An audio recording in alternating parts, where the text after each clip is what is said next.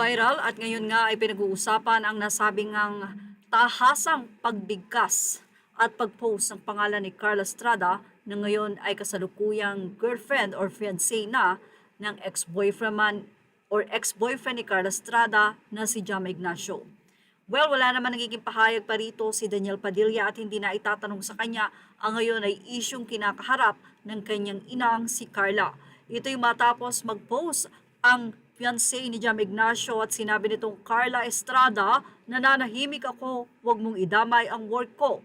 Yan ang say niya at tinawag niya pa itong mommy.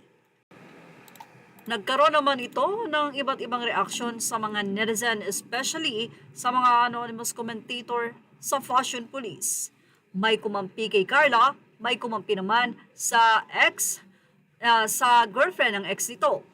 Sinang iba, mayroon ba kasi wala namang napopost si Epi about Carla, ayaw ko rin magtingin sa SOCMED dahil makalat doon.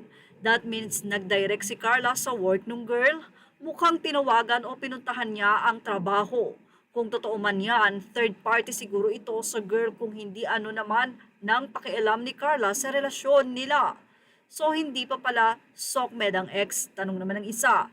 Dahil sa selos na rin kahit hindi siyang third party, ayaw niyang mapunta sa iba. Di naman yata ganyan pagkatao ni Carla, 10:04 p.m. Kung may sisirain siya, yung taong nanira din sa kanya yon. Hindi naman involved yung babae sa separation nila, bakit yun ang pupunteryahin niya? Bakit kasi pinaasa? Parang wala namang nakapost. Makakasuhan ka niyan, talagang binanggit mo pa ang pangalan, say naman ng isang netizen. True, sana mapanindigan niya ang pagiging matapang niya. Ano naman ang ikakaso sa post na yan? Delete yung story, takot sana naglabas ng resibo, insecure lang kay Carla. Libel siya niyan. Lol, good luck sa'yo te. Sobrang pretty naman ni Carla kapag nag-file siya ng kaso dahil dito. Sa mga nag-threaten nga ng kaso na artista like Melay, Pokwang, etc., wala namang nangyari kasi ang mahal magkaso and likely madismiss lang dahil ang petty. Say naman ng isa, sa content ng sinabi ni girl may ginawa si Carla Estrada na nakaapekto sa trabaho niya. Magandang giyera ito, say naman ng isa, face to face. Sinabi lang huwag idamay, that's not libel. Well, face-wise, maganda si Carla pero mas bagay yung ex at fiancé. Move on na Carla, pangit naman ang ex mo. Isipin mo na lang na nakapag-charity ka, makakahanap ka rin ng para sa'yo. Sana may pera na. Say naman ng isa, aray, tinawag si Carla na mommy. Lol, ano naman masama doon? Mommy naman talaga siya. Momshi pala. Masama ba na matawag na mommy? Mommy naman talaga siya.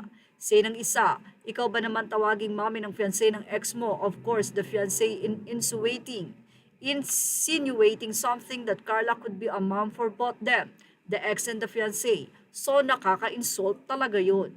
Nangiinsulto siya. Nakalimutan niya na hindi lahat ay tumatanda dahil maraming hindi umaabot sa edad na yon. So yan po ang naging say ng ilang mga netizen. Actually, nag-post din si Carla Estrada. Parang may sinabi siya na lawyer niya na ang bahala doon. So hindi natin alam kung matutuloy ba ang demandahan at meron bang ganito dahil burado na nga daw ang story na ito ng girlfriend ng ex-girlfriend niya.